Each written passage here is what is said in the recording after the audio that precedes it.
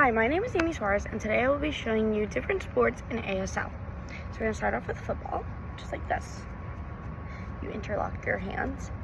Then baseball, imagine you kind of holding a baseball bat, and then you go like this.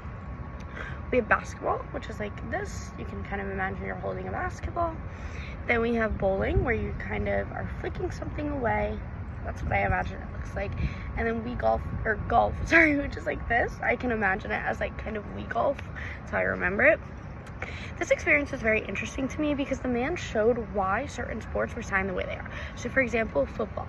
You can imagine that on this hand and these 5 fingers are one team, and then this hand, these 5 fingers are the other team, and then you imagine them kind of like tackling each other and going after each other, and that's why we interlock it. So it's imagining the players running at each other and tackling each other. It's really fun to know why certain things are signed certain ways, because now it makes a lot more sense, which makes it much easier to remember. So baseball, for example, you can imagine yourself holding a baseball, and it's kind of like, yeah, that's how you would hold it, so that makes sense. I think that knowing this information will be very useful because I can show what sport that I will be helping my players participate in much easier. So even though I can't explain the rules in sign language, once I've told them the sport that we're doing, they will most likely know the general rules of the sport, which is great.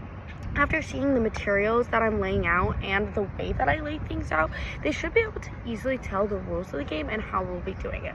So obviously I don't know sign language, but by being able to just tell them the sport, for example, if I tell them bowling, then if I go like this, they'll know, okay, so we're going to be going something like this. There's probably going to be some pins or something to knock down, and that will make it much easier for them.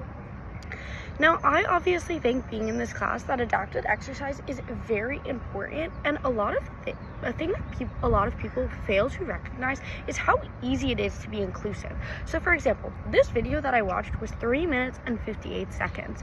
The actual time it took me to learn these signs was maybe 2 minutes, and that's honestly kind of pushing it. So it is not hard to be inclusive at all. It's not hard to be inclusive, you just have to want to be inclusive. I loved this video because it showed us how to be inclusive to people that are hard of hearing, which is not something that we've really learned about before. So it's really interesting, and definitely just more ways that we can include even more people in our sports.